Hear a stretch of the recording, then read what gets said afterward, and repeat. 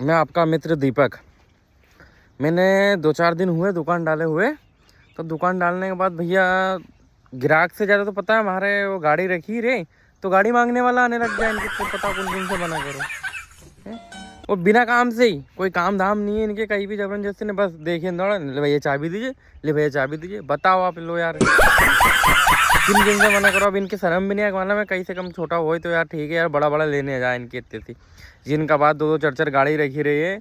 जब तुम्हें यहाँ से मैं जानू है थोड़ी सी दूर है तो भैया पैदल चल जा है, कौन ने की थार से यहाँ आने की पहली बात तो, नहीं तो फिर आई मत ही दिखी नहीं गाड़ी, ले भैया चाबी दीजिए, ले भैया चाबी दीजिए कि इतनी कहीं मालूम कहीं समझो कि फ्री में आ रही हो सके किस्त दे रही हो। अभी अपन लेने जाओ, ले भैया किस्त है, किस्त दे दे यार, कहीं की कर दे वो कहीं करेगो।